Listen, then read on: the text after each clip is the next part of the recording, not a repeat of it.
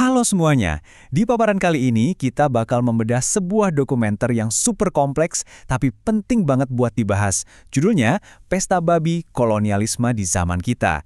Kita bakal lihat secara netral data dan fakta dari dokumenter ini supaya kita bisa sama-sama paham apa yang sebenarnya lagi terjadi di ujung timur Indonesia sana. Nah, buat paham pergeseran geopolitik besar-besaran yang lagi terjadi di Papua Barat sekarang, kita harus mulai dari satu pertanyaan yang mungkin kedengarannya agak aneh. Coba bayangin, apa sih hubungannya antara salib kayu besi rawa raksasa yang panjangnya 17 meter dengan sebuah pesta adat yang persiapannya aja butuh waktu sampai 10 tahun? Kedengarannya nggak nyambung kan? Tapi tunggu dulu. Jawabannya ternyata cukup mengejutkan. Dokumenter ini menyoroti kalau dua simbol budaya tadi itu sebenarnya adalah strategi terkoordinasi. Ya, masyarakat adat Papua pakai kedua hal ini sebagai bentuk perlawanan buat mempertahankan tanah leluhur mereka dari sebuah proyek pemerintah yang jujur aja skalanya bikin geleng-geleng kepala. Oke, kita masuk ke bagian pertama, dan kita bakal bahas betapa masifnya skala proyek raksasa ini. Gini, pemerintah punya rencana buat ngebuka 2,5 juta hektar hutan Papua yang masih asri. Coba bayangin luasnya. Nah, lahan seluas itu rencananya dibagi-bagi 1,3 juta hektar buat sawah padi, 560 ribu hektar buat tebu, 400 ribu hektar buat kelapa sawit, dan 380 ribu hektar sisanya buat peternakan sapi. Pembukaan lahan sebesar ini benar-benar belum pernah ada sejarahnya di wilayah sana. Tapi yang bikin kaget, ternyata pembukaan lahan ini nggak murni cuma buat urusan pangan loh. Dokumenter ini nunjukin kalau proyek ini didorong kuat banget sama aturan nasional soal energi.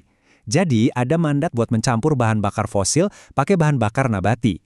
Targetnya ada E10, yaitu campuran 10% bioetanol dari tebu, dan B50, campuran 50% biodiesel dari kelapa sawit. Demi ambisi energi inilah, butuh lahan yang luar biasa luas. Lanjut ke bagian kedua. Ternyata, proyek ambisius pembukaan lahan kayak gini punya sejarah panjang. Kalau kita kilas balik, materi sumber kita berargumen bahwa ambisi menaklukkan lahan ini tuh bukan hal baru. Film ini ngelacak gimana 3 presiden Indonesia di 3 dekade terakhir udah nyoba bikin proyek pangan raksasa yang dikawal militer. Tapi ujung-ujungnya malah lebih banyak bawa kerusakan lingkungan daripada ketahanan pangan. Mulai dari proyek sawah 1 juta hektar era Soeharto di Kalimantan tahun 96, terus Merauke Food Estate zaman SBY di 2010, sampai proyek Singkong 600 hektar yang dipimpin Prabowo tahun 2020. Semuanya dicatat film ini sebagai proyek yang gagal mencapai target. Bagian ketiga. Siapa sih aktor di lapangan? Gimana aparat militer dan korporat bermain di sini? Buat ngejalanin proyek sebesar 2,5 juta hektar, film ini nyorotin ketimpangan kekuatan yang benar-benar nyata. Menurut dokumenter ini, ada sekitar 56.000 tentara Indonesia di sana. Rasionya, 1 tentara untuk setiap 100 warga Papua. Jauh banget kan perbandingannya kalau disandingkan sama kelompok pro-kemerdekaan OPM yang diperkirakan cuma sekitar 1.400-an orang. Film ini menggarisbawahi kalau kehadiran militer sebesar ini justru nyiptain suasana intimidasi yang mendalam buat warga sipil adat di sana. Terus, siapa korporasi yang nguasain lahan ini? Dari 10 konsesi kebun tebu yang ada, 9 diantaranya ternyata dipegang sama satu payung perusahaan, Merauke Nusantara Manis Ltd. Dan kalau ditarik lagi benang merahnya, di balik nama-nama perusahaan yang bikin pusing itu, monopoli tebu seluas 0,5 juta hektar ini dikendalikan oleh satu keluarga miliarder, yaitu keluarga Fangiono. Keluarga yang, menurut catatan film tersebut, sebelumnya punya rekam jejak terkait kontroversi kelapa sawit dan pembalakan liar. Sekarang, di bagian keempat, mari kita lihat dampaknya langsung. Apa harganya buat penduduk asli Papua? Dari kebijakan makro tingkat nasional, kita turun ke realitas warga sehari-hari. $120, atau kurang dari 2 juta rupiah sebulan. Itulah upah untuk warga lokal yang beralih jadi buruh perkebunan, seperti seorang warga bernama Priska Beni.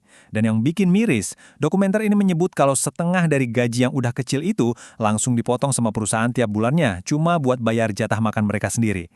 Belum lagi soal perubahan cara hidup. Ada satu kutipan yang ngena banget dari Filomina, seorang petani lokal. Dia bilang gini, "Nenek moyang saya tidak mengajari saya cara menanam padi." Dokumenter ini ngejelasin betapa susahnya pas orang-orang Papua dipaksa pindah dari tradisi meramu sagu ke bertani padi.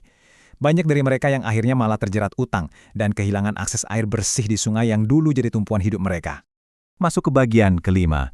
Menghadapi kekuatan korporat dan militer sebesar itu, masyarakat adat tentu punya cara perlawanan mereka sendiri. Angka 1.800 ini luar biasa banget. Ya, dalam 10 tahun terakhir ada 1.800 salib merah raksasa yang udah dipancangkan oleh berbagai kelompok masyarakat adat di seluruh wilayah Papua Selatan.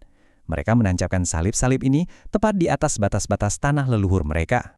Dan salib-salib ini bukan sekedar pajangan kayu biasa. Bagi suku Oyu, ini adalah simbol sakral yang menggabungkan iman dan hukum adat. Pandangan mereka jelas, tanah ini diciptakan Tuhan dan diwariskan ke nenek moyang mereka. Jadi kalau ada alat berat korporasi yang nekat nerobos tanda ini, mereka siap angkat senjata. Salib ini benar-benar jadi blokade adat yang ketat dan sama sekali nggak bisa dinegosiasikan. Di bagian ke-6, kita akan lihat pendekatan lain. Kalau suku Oyu pakai salib, beda lagi dengan komunitas Muyu lewat strategi pesta babi. Kalian mungkin mikir, kok perlawanan lewat pesta? Gini, komunitas Muyu punya siklus ekologis 10 tahunan yang namanya Awon Atatbon. Babi-babi dinamai dan diinisiasi sejak kecil, lalu dilepas liarkan ke dalam hutan leluhur. 10 tahun kemudian babi ini diburu untuk sebuah pesta adat yang jadi ajang aliansi politik antar klan. Nah, karena babi-babi ini butuh hutan liar buat cari makan selama 1 dekade, tradisi ini otomatis maksa suku tersebut buat menjaga hutan sagu mereka mati-matian dari incaran bulldozer. Brilian banget kan? Seperti yang ditekankan oleh William Kim Ko, salah satu tokoh adat Muyu, pesta babi ini sama sekali bukan sekedar acara makan-makan. Ini tuh mekanisme pertahanan sosial yang udah didesain sedemikian rupa supaya budaya mereka bisa terus hidup. Kata-katanya sangat menyentuh. Saya tidak bisa membiarkan orang luar datang ke sini dan bertanya kepada anak-anak saya di mana sejarah dan akar kalian. Jadi, apa kesimpulan dari semua ini? Paparan dokumenter ini berhasil mengungkap sebuah ketegangan yang sangat nyata. Di satu sisi, ada ambisi pemerintah yang pengen ngedorong ketahanan pangan dan energi hijau.